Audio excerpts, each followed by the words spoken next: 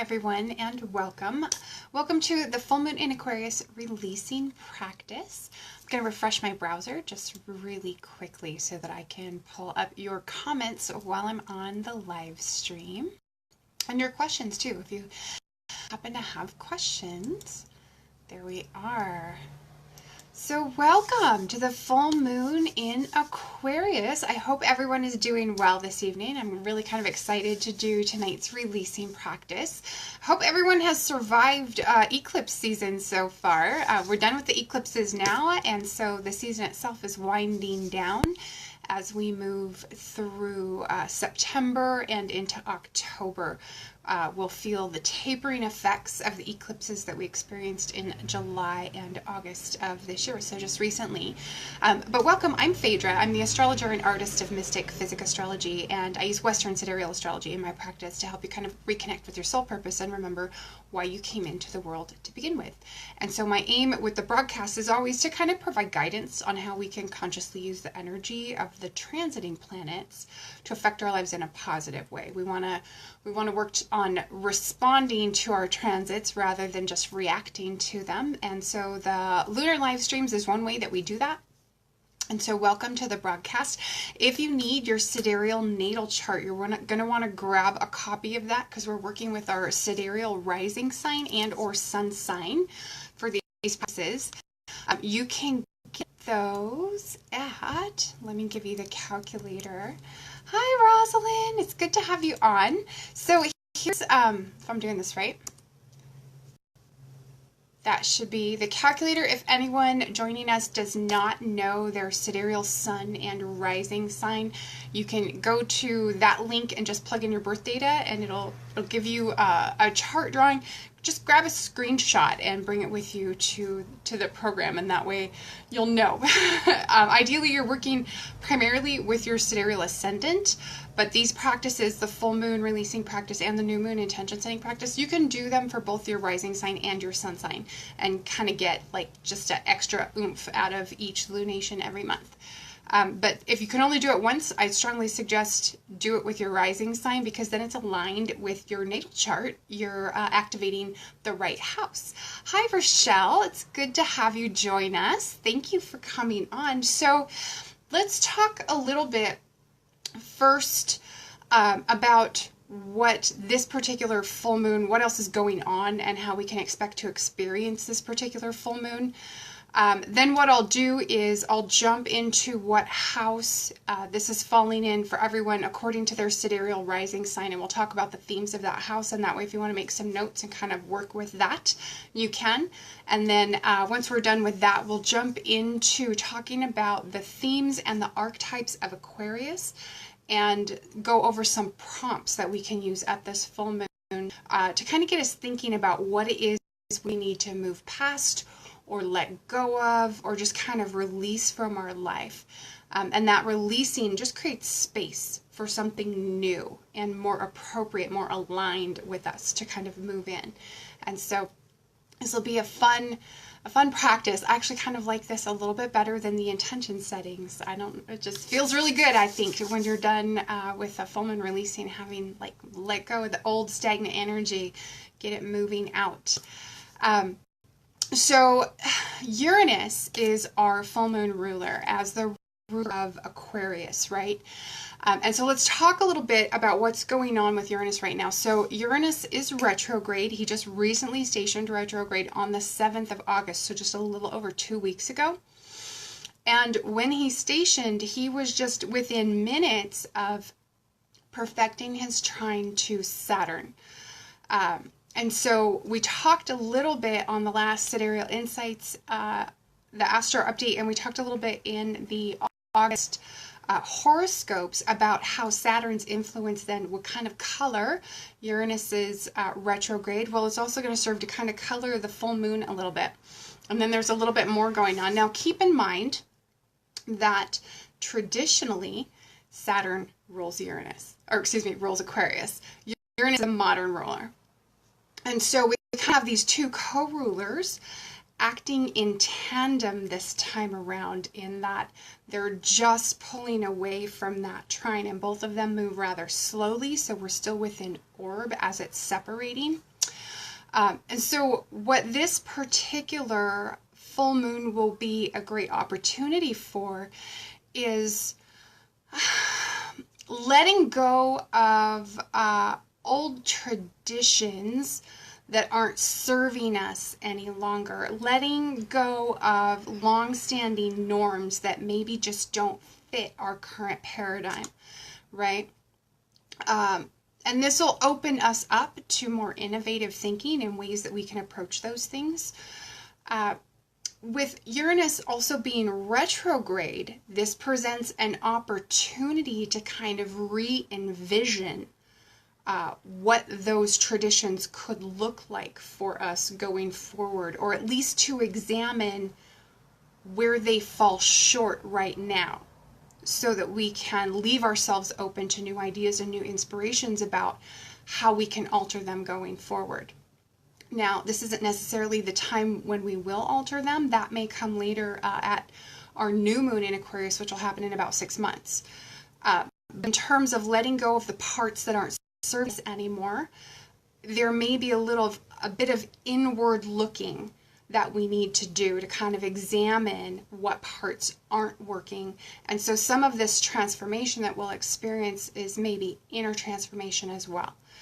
It may be about reinvention. It may be about self-reinvention, or reinventing our inner world, our inner processes, rather than the outer world, the external world, quite so much. So themes of rebelliousness can come up, especially rebelliousness against tradition, against the status quo, against old-fashioned and outdated ideas or mentalities or ways of thinking, outdated knowledge, outdated expectations or paradigms of that sort, okay? So keep that kind of in mind as we go through the releasing practice. You'll come back to those notions later on as we move into the prompts, and I might recap some of that a little bit as we move into the prompts. But this full moon in Aquarius is an opportunity to kind of get more in touch with our humanitarian natures inwardly, our own sense of connecting with our brothers and sisters in the world, right? Some things that kind of can come up externally in the world that you witness are issues around, like, for instance, human rights, or activism could be coming to the forefront in terms of what we witness, what we see, and what we ourselves get involved in, especially where our attention is focusing on the need to take action and the need for social change, okay? And that can include group activities. So if you do have opportunities to maybe get involved in group activities in the days around the full moon right now, feel free to take advantage of that. That might serve you well, especially given our full moon. But let's talk just quickly about each of the rising signs and what house is falling into. So for those of you who have Aries rising, it's an 11th house full moon. So this has to do with friends, organizations, hopes, and dreams. And so you may be seeing a hope or dream come to fruition, or have an opportunity to bring a hope or dream to fruition. Or you may see the ending of a role that you have with an organization or a club or a group of people. Or you may see changes to a friendship. And sometimes that means a friendship that's ending.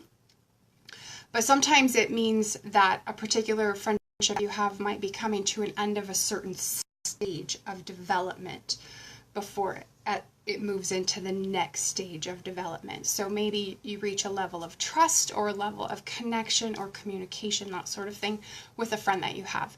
If you have Taurus rising, this is going to be 10th house, so it's going to have to do with career and achievement. It could affect you in terms of rewards, recognition, fame and status are also 10th house themes, as well as reputation. So it's your public life, the part of your life that people see, your professional life even. If you have Gemini rising, this is 9th house, and I'm going to write this down because I always forget, and then I have to go back and look because I have Gemini rising. So that's international affairs. It's also travel and immigration that happen, things that are like long distance communication, like publishing or broadcasting, legal, higher education matters, religious matters. Those are ninth house themes. Philosophy, that can also fall under, I don't know if any of you have Gemini rising and tend to explore philosophical things. That could be something that's coming up during the full moon. Cancer rising 8th house, so other people's money, things like taxes and insurance, investments or investment earnings, bonus or commission income, inheritance. Also, the occult, death and rebirth, transformation. Those are themes of the 8th house as well. And for Leo rising, we're looking at 7th house, so marriage and partnership. And this is committed long-term partnerships, right? Can also be business, relationships with other people in general, or even open enemies. That's something that we don't talk about very often, but that can also be a theme of the 7th house. And it can be what we reject about ourselves, right? So keep that in mind, especially looking at your descendant specifically, which is the exact opposite of the ascendant.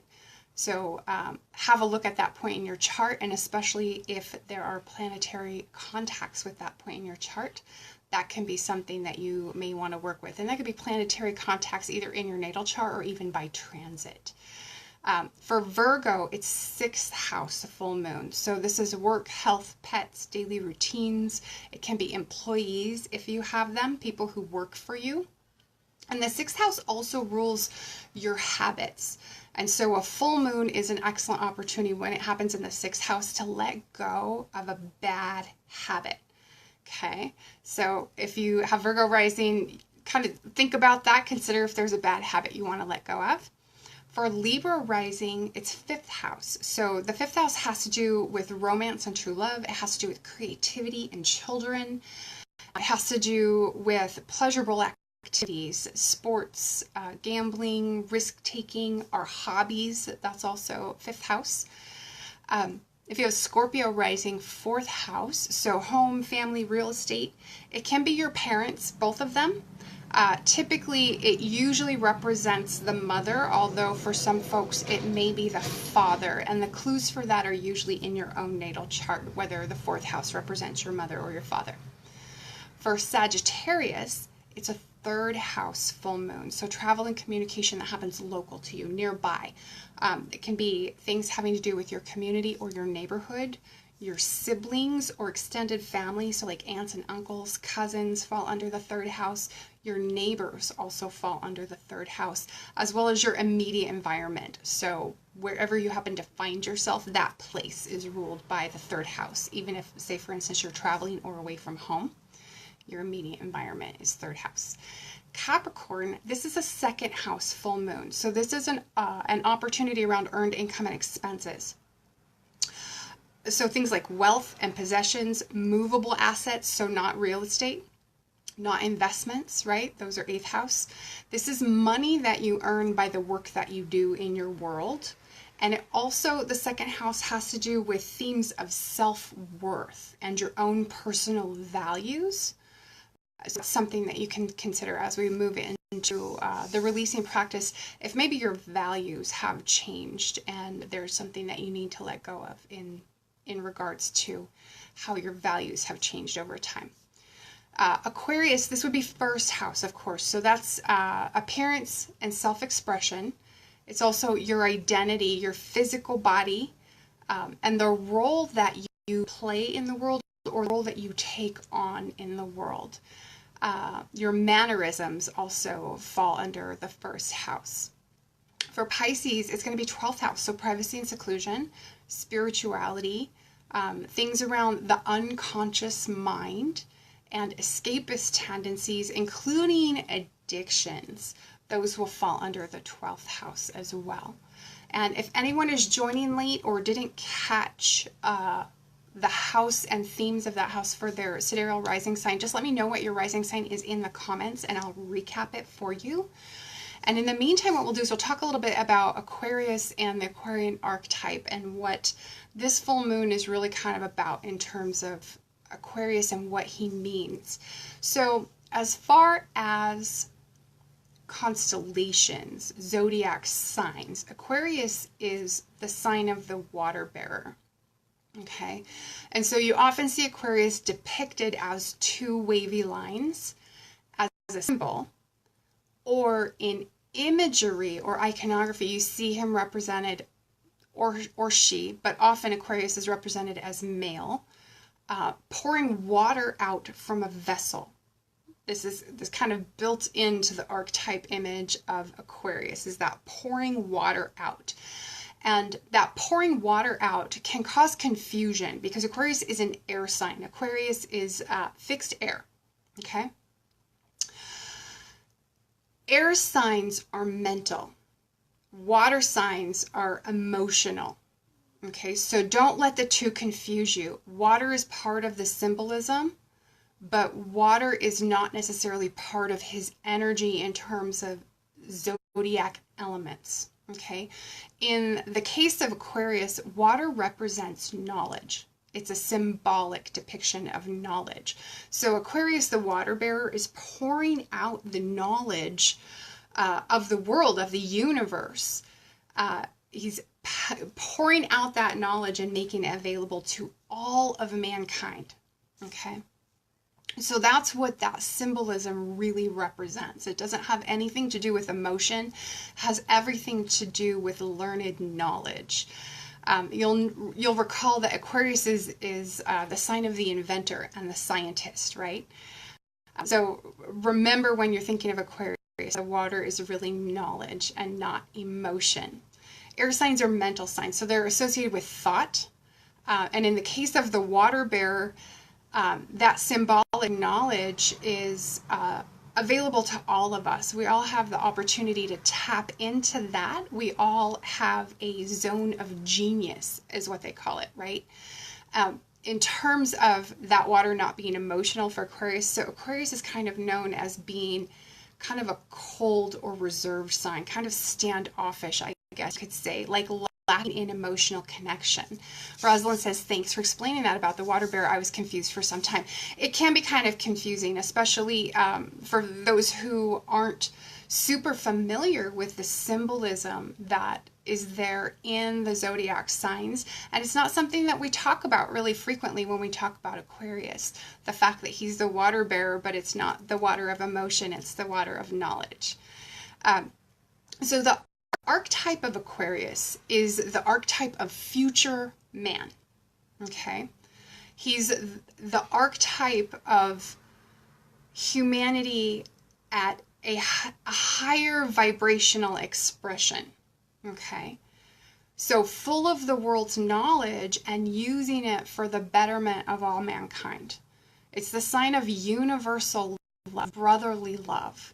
And that encompasses humanitarian principles, things like equality and egalitarianism, and the things that we do for the collective, and our empathy for our fellow human beings. And when I say that, I mean specifically the human beings that we don't know personally, the human beings that are outside of our immediate social circle, the human beings that are outside of our immediate family unit.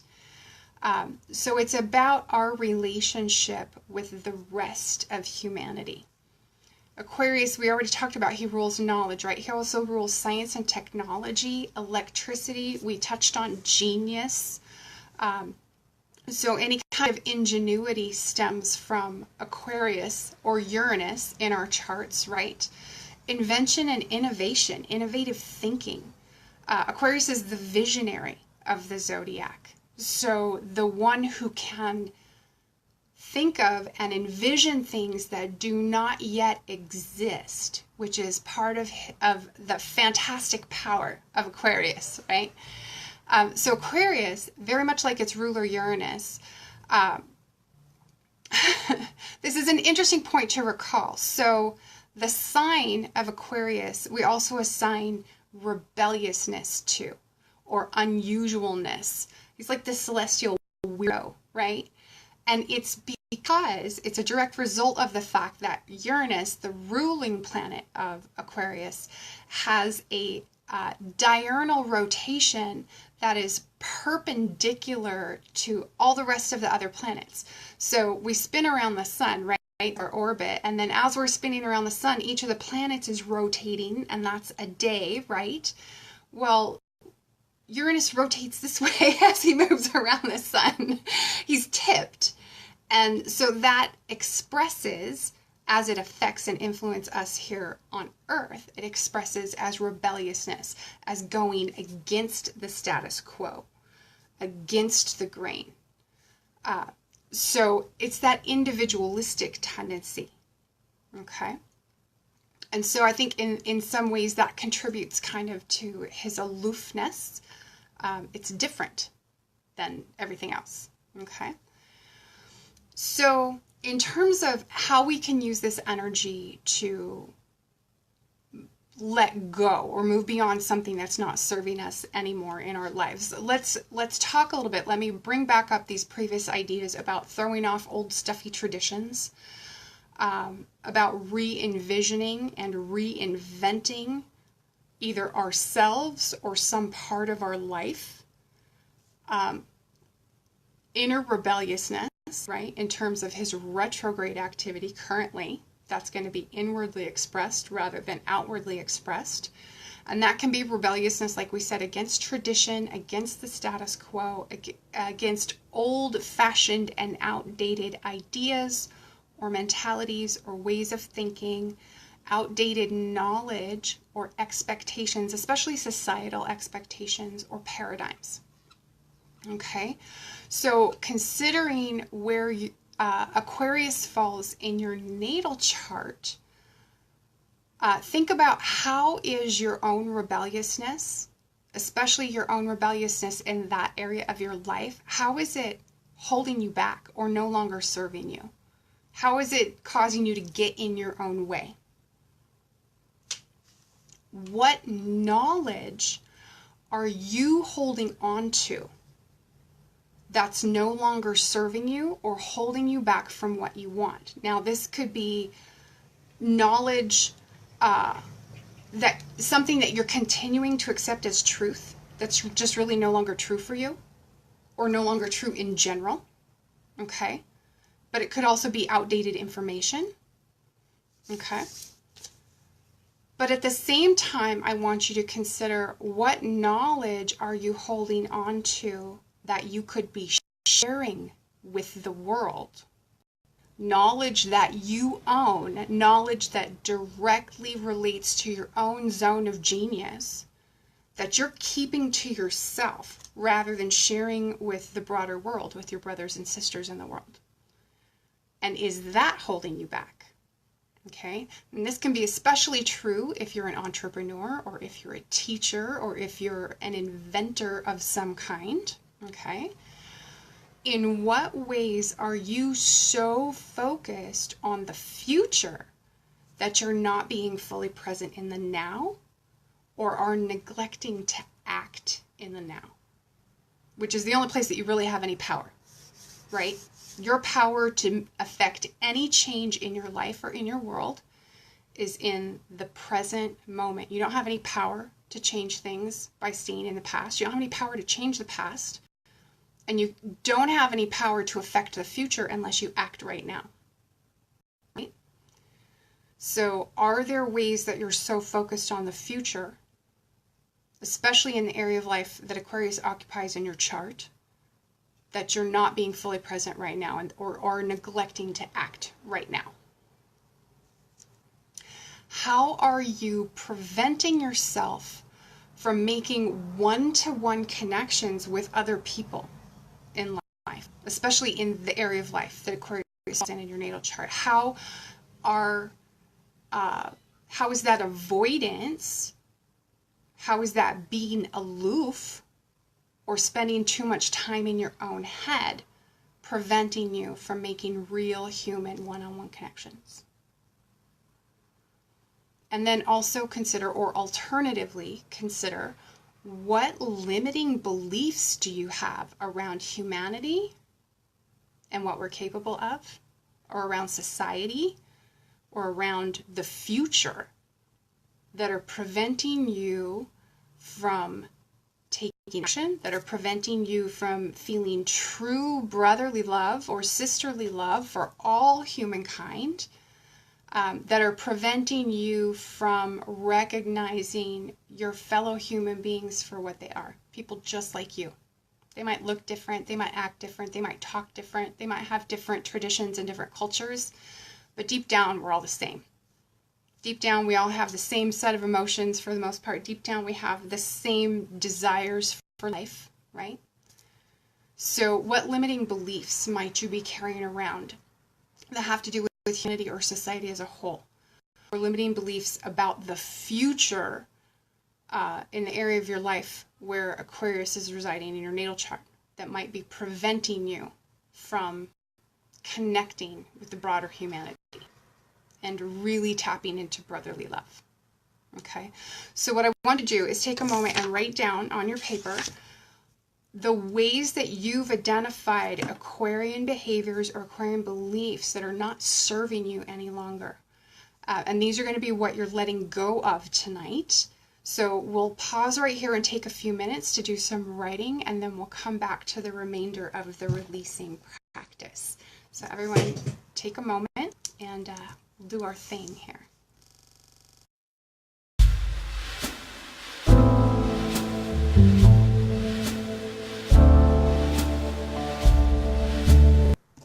Wow. Rosalind says the full moon will be right in my 7th house. I tend to be way too aloof, whereas I can't make and sustain hardly any friendships for long without losing a sense of connection. Let me see if I can see more.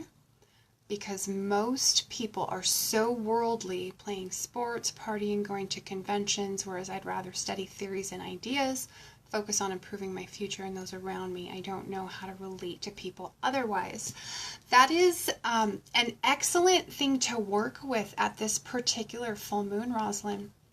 And what I would almost suggest is, if you can work with this full moon, if you can work with releasing maybe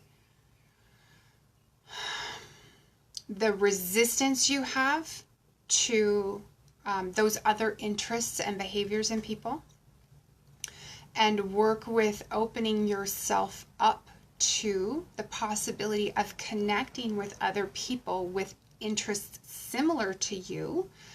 And here's the interesting thing, because I can see how it would be easy and almost natural to see a world so full of people who are predominantly interested in enjoying things like sports or partying or going to conventions, right?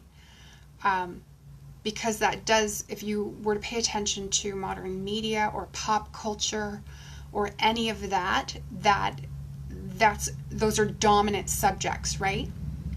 But I tell you for sure that there are people who are interested in the geekier, nerdier sides of things, who are interested in actively spending their life learning, who are interested in pursuing theoretical thinking and new and innovative ideas. And so really, all you need to do is put your focus on finding those folks, finding your kindred spirits, shall we say.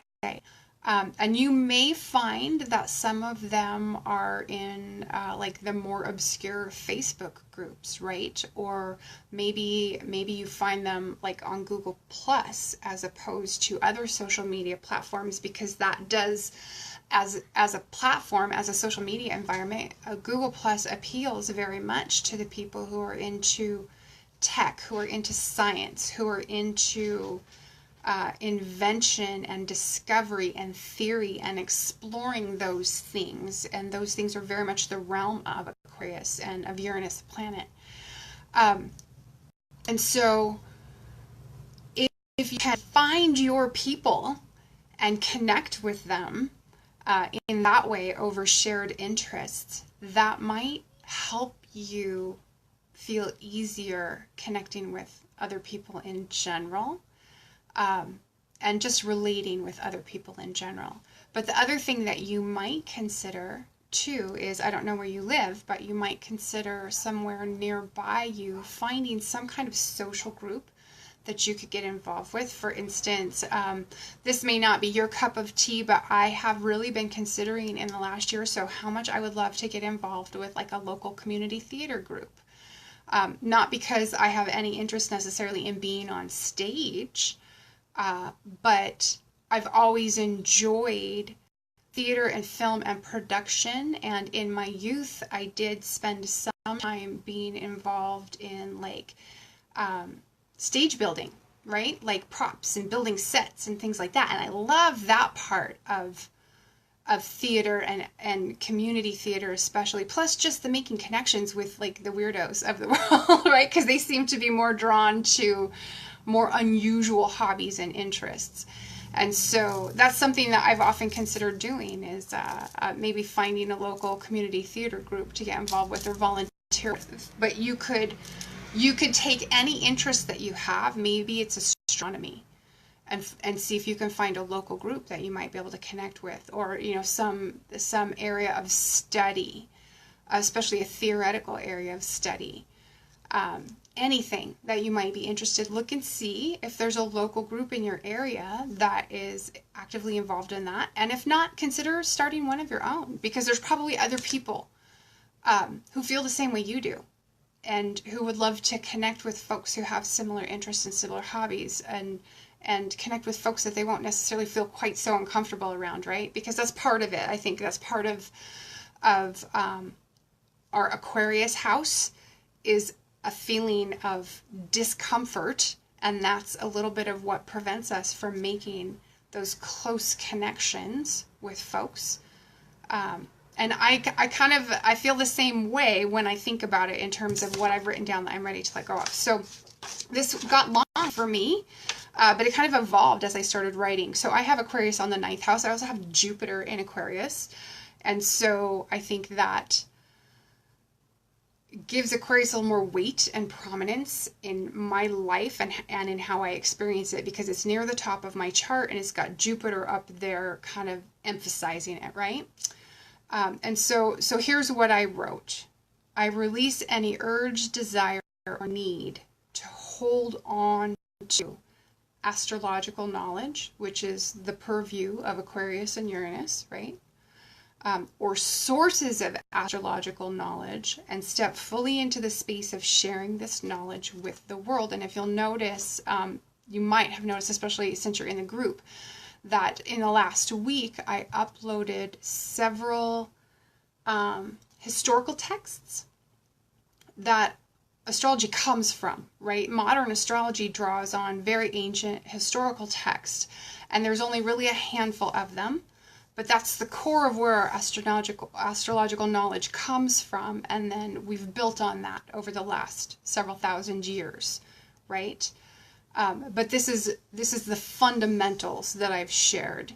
And so what I did was I shared some PDFs that I know are available online for free. They're PDFs of works that are out of any kind of copyright claim because they're so old. So we're not violating anyone else's intellectual property here.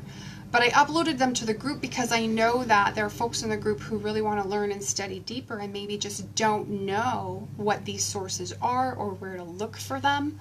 And so I wanted to make sure that they're available. So for instance, if that's something that you're interested in, if you go into the group files, you can find them.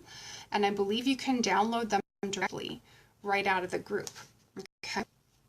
I also wrote, I release any rebellious attitudes which may be causing resistance, inner resistance, right, around teaching astrology as a science, or teaching and discussing relevant astrological principles and analysis on my blog. Because when I first created my blog on my website, that's a whole lot of what I wanted to be about. And right now I'm mainly using it to publish the horoscopes that I'm writing, and I'm using it to publish our videos, the lunar videos, and also the Sidereal Insights Astro Updates that I do every other Monday. But I really wanted to spend more time digging into how astrology really is a science. Like, it gets lumped in with kind of the woo stuff because it's been rejected by mainstream science. And yes, there's a lot of intuition to it, but it's a very scientific practice, right? We have set methodologies that we use, and those methodologies don't really change. We have set ways of interpreting things that we see and set meanings. Now, that's not to say there can't be a lot of variation, because there's a lot of different influences going on in any given chart, right? But it's very structured. And I think a lot of people who tend to write it off without realizing there's so much structure and there's so much history to astrology as a body of knowledge, right?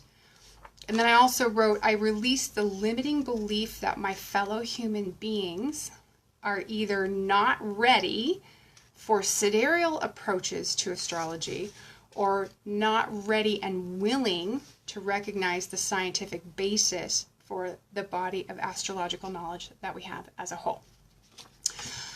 So yes, when I first set up my blog, the idea was, how can I tie the woo side of astrology and the science side of astrology kind of together and maybe bridge that gap a bit for folks.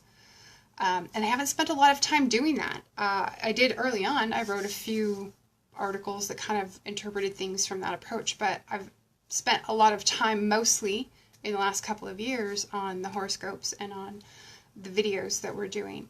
But I would like to spend more time on my original intention for the blog, which I haven't done in the last couple of years. And so maybe that's a little bit of fear, maybe that's a little bit of hesitation. It's probably a lot of me feeling like, or thinking, that my fellow human beings aren't ready for that or aren't willing to make that examination with me, because they would have to be willing to consider that astrology is legit and a science in order to do so, right? But I'm ready. I'm ready to move past those things. I'm ready to let go of those attitudes. And so this is the part where it gets fun. Rosalind says, I also have an Aquarius moon, and I try not to think that way about people and not being ready for sidereal. Yes, it's true. I agree with you. Early on when I started doing this, I encountered folks who had a lot of resistance to the idea of sidereal astrology being a legitimate approach. And it kind of made me a little gun shy in terms of talking about it with people, especially with people who are already interested in astrology. Because I find that there's a level of familiarity with astrology wherein folks are very attached to their sun sign or their rising sign or their moon sign, and they identify with it so strongly that they're not willing to consider other alternatives. Whereas folks who spent a lot of time in astrology are sometimes more open to considering a sidereal approach. And people who have like absolutely no real experience with astrology but are really curious to learn more are also really open to a sidereal approach. But there's like a middle ground where people are like, nope, nope. And so I kind of got hesitant about bringing it up with people because I didn't know how they would react. But I've kind of stepped into a place, and maybe this would work for you too. I've stepped into a place where I'm just going to do what I do. I'm going to talk about what I do and why. I'm going to bring my perspective and my understanding to people and just kind of lay it out, open it up. And the folks who get that or are curious about that stick around for more, and that's fine. And the folks that don't get it or aren't curious about it or are really resistant to it, that's fine. I'm not here to convert anybody, and I think that tropical astrology has a place, and I think there's absolutely an explanation for why folks sometimes strongly identify with their tropical placements so much that they reject any other considerations. And there are astrological explanations for that too. But I've just decided, I'll just do what I do. And if folks are interested, fine, great. We can connect and we can talk more and we can learn and explore together. And if they're not, that's fine too. No judgment, right? But this is the fun part. So once you're done writing down what it is you're wanting to let go of, take your paper to a fire-safe place, okay? And I want you to be safe when you're doing this. So do it in a fireplace or a fire pit or in your kitchen sink with water nearby. Like, be safe, or just tear it up. Just tear it up into tiny itty-bitty pieces of paper.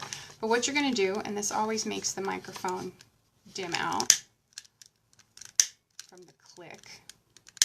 Oh, I have my ceiling fan on too. So this is not the best lighter. So you're just going to burn it. And as you burn it, you just state aloud your intention to release the thoughts, behaviors, belief, whatever it is you're working with. I release this behavior or habit or limiting belief which is no longer serving me. Go with my gratitude for the lessons that you brought to me while you were in my life. I release you with love. And so that's it. You just release it. You state aloud your intention to release it. You do want to make sure, and this is not quite fully burned here. If I can't get it now, I'll do it after the broadcast. You want to make sure it's burned completely, okay? Or like I said, you can just tear it up. The ashes are really good for your garden or your flower bed, if you have one. But there you have it, see? And you can see that little brown spot right in the middle. That's the part that's not fully burned, and I'll burn that later. But be safe if you're burning it. That's the main thing. And just release it. Be sure that you express your gratitude. That's okay. It's easy to hit the emoticons when you're touching someone's comments. I hope Rosalind's fine with that. I do it, Amanda, I do that all the time on Messenger conversations because I have a tendency to touch the screen and kind of hold it so I can scroll slowly while I'm reading it. And if you touch, of course, the press and hold is what pops up the emoticon. So I'm always making angry faces on people's messages in the Messenger app. It's ridiculous. So let it go. Let it go. And once it's done, at the end of your practice, one thing that you can do is just kind of spend a few moments in quiet reflection or meditation.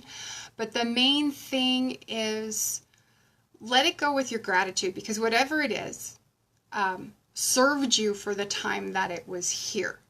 Okay? It served you in a way that it taught you something, and that something was something that you needed to learn. And now that you've learned it, you can let it go. Whether it's good, bad, or ugly, it doesn't matter. Just let it go with your gratitude and your appreciation for the lesson that it brought you in your life. And that's basically the extent of the full moon releasing. It's a very liberating kind of practice. I always enjoy mine. I don't think ahead of time about what I'm going to do when we do these practices. And so it's always kind of interesting to see what comes up. But that's all I have for you, other than I do have a few announcements. The September overview and short reports are live on the website right now. They're available to paid subscribers. So if you have a monthly or annual subscription to the Sidereal monthly horoscopes, you get advanced access. So I publish them as soon as I'm done writing them. You can jump in and read them if you have a paid subscription. Otherwise, if you're on the free subscription, it'll be available to the public on the 1st of September. But you can read the September overview and short reports right now. Now, one thing to know, September is just nuts. I think I posted about this in the group. Normally, most months, I'm working with between 10 and 12 charts. Okay? And I read those charts once each for every sign, and then once when I do the overview. So we're looking at upwards of 144 individual chart interpretations every month, right? Because I'm working with that 10 to 12 or so charts per month. Now, in September, going by my normal criteria for what charts I examine, of 30 charts I printed out because there's that many major aspects. When I write the horoscopes, I only work with the major Ptolemaic aspects because otherwise I would never be done writing because there's so much to write about. Just considering the Ptolemaic aspects and like the lunations, retrogrades, direct motion changes, that sort of thing. There's 30 charts for the month. So I just want to warn you, the September overview is really long.